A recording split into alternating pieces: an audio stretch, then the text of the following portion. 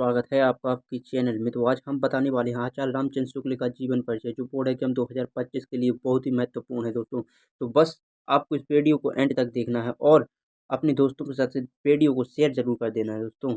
यह वीडियो आपके लिए अति महत्वपूर्ण होने वाली है, क्योंकि इसमें हम आचार्य रामचंद्र शुक्ल जी का जीवन परिचय बताने वाले हैं, जो कि बोर्ड एग्जाम में 5 से 7 बार पूछा गया है दोस्तों। 7 बार पूछा गया है। ये आपके 5 नंबर का सवाल है दोस्तों। ये इसमें आपका 5 नंबर बिल्कुल क्लियर हो जाएगा दोस्तों। इस वीडियो में आपका 5 नंबर, ठीक है दोस्तों। तो इसलिए वीडियो को एंड तक देखना है आपको।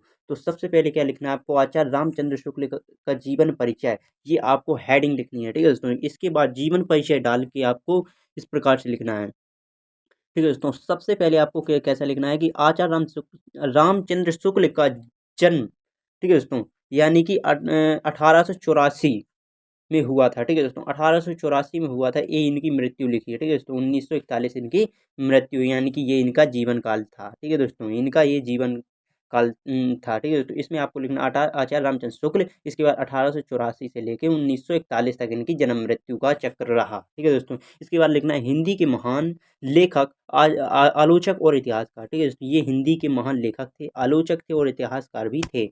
तो वे हिंदी आलोचन के जनक माने जाते हैं, यानी कि हिंदी आलोचन के क्या माने जाते हैं, जनक माने जाते हैं। उनका जन्म कब हुआ था, 4 अक्टूबर 1884 को उत्तर प्रदेश के, ठीक है दोस्तों, उत्तर प्रदेश के बांदा जिले में हुआ था दोस्तों। इनका जन्म कहाँ हुआ था, उत्तर प्रदेश के बांदा जिले में हुआ था दोस्तों।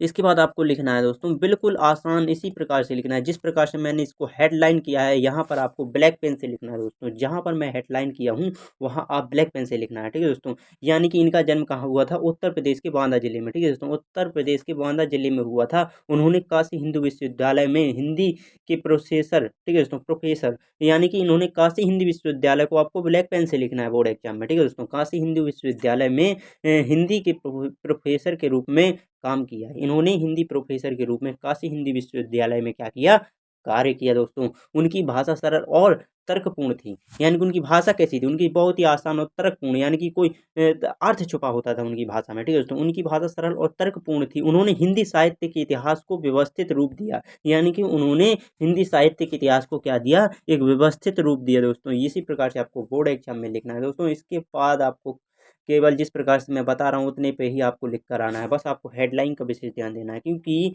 अगर हेडलाइन नहीं लिखोगे, आप हेडलाइन को ब्लैक पेन में नहीं लिखोगे तो टीचर समझेगा कि क्या लिखा है बच्चे ने। ब्लू पेन से पूरा पेपर नहीं लिखना है आपको, ठीक है दोस्तों। इसलिए आपको ब्लैक पेन, जहाँ मैं हेडलाइन किया हूँ वहाँ पर ब्लैक पेन का यूज करना है। और आपके 5 नंबर कोई नहीं काट सकता इस जन्म में दो, ठीक है दोस्तों। शुक्ल आचार्य रामचंद्र शुक्ल ने क्या कहते हैं, आचार्य शुक्ल ने हिंदी आलोचक को आलोचन, ठीक है दोस्तों, हिंदी आलोचन को क्या एक नई दिशा दी, ठीक है दोस्तों।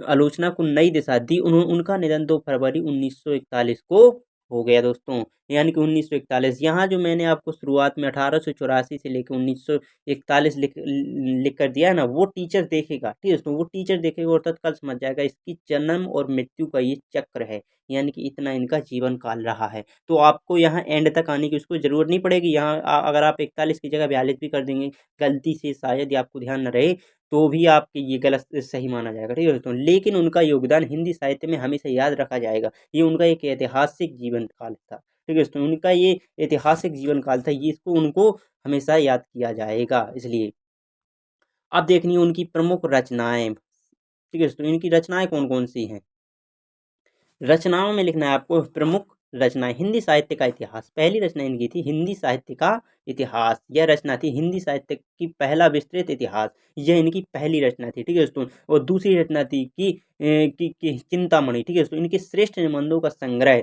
यानी कि चिंतामणि में मिलता है भाग 1 से 2 में, ठीक है दोस्तों। और इसके बाद लिखना आपको रश्मि मासा, ठीक है दोस्तों।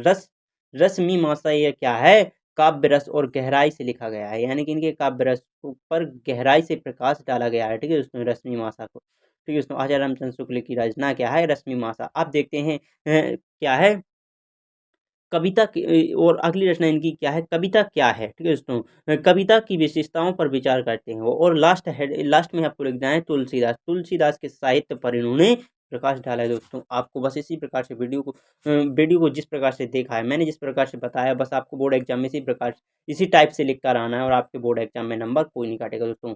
थैंक यू दोस्तों। आप अपने दोस्तों के पास वीडियो को जरूर शेयर कर देना।